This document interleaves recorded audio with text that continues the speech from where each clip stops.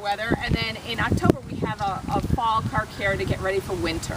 And we all know winter means, depending on where you live, some snow, some ice, some rain. And so we want to do just a couple of quick checks to make sure that your car is ready, give you some confidence about your vehicle, and these are all things that you can do in a driveway, on the street, in your garage, okay? So the first thing we're going to talk about are tires. Tires are absolutely critical to winter driving.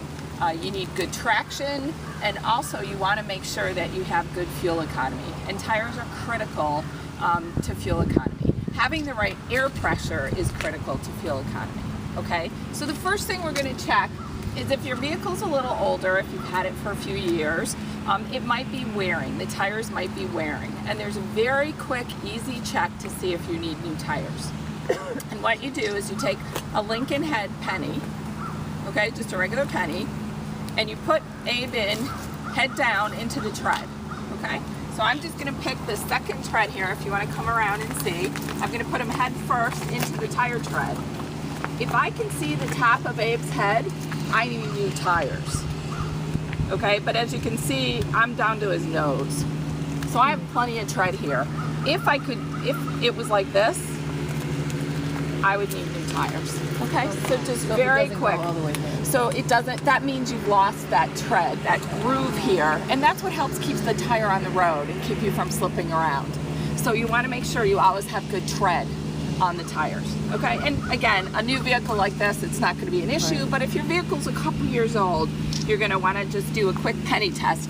If you still have questions after the penny test, you can always take it to a dealership or to a tire store, and they can do a further check on the tech. But that'll give you a good sense of how much tread you have. The other thing is air pressure. It's very important, not only for traction, but also for fuel economy and handling, that you have the right air pressure in your tire. The easiest way to find out what pressure your vehicle should have is on our vehicles. On a GM vehicle, you can open the door, and there's this little label here that says tire and loading information, okay? And that will tell you how much air is required for your tires. Now, it's in pounds per square inch, or PSI. So that's the actual measurement.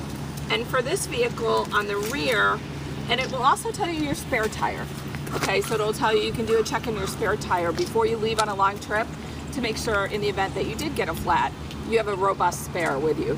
But on this vehicle, we're going to do a rear check, and it says 35 PSI. We have a very inexpensive tire gauge. You can get this at any automotive store. You can get it at Kmart or Target, or even grocery stores will carry an inexpensive tire gauge. And we're just going to check the rear tire.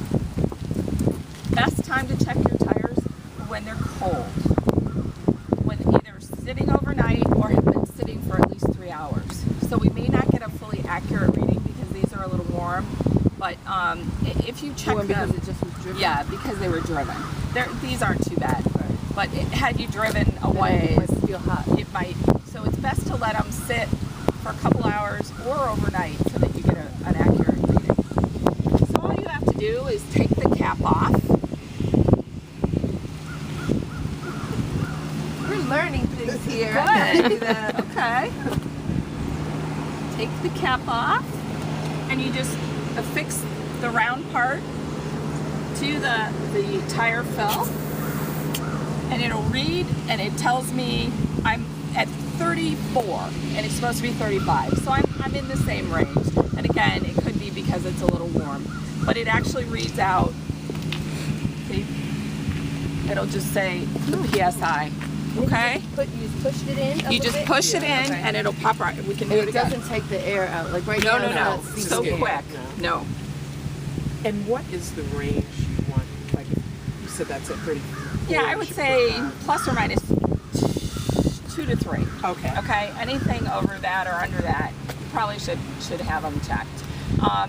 Your dealership will do a quick check for you and just make sure. We'll talk a little later, your OnStar vehicle diagnostics. We'll hang on to that for now, but I'll show you on your email that you can get from OnStar that it'll show you what your tire pressure is. Okay. Okay.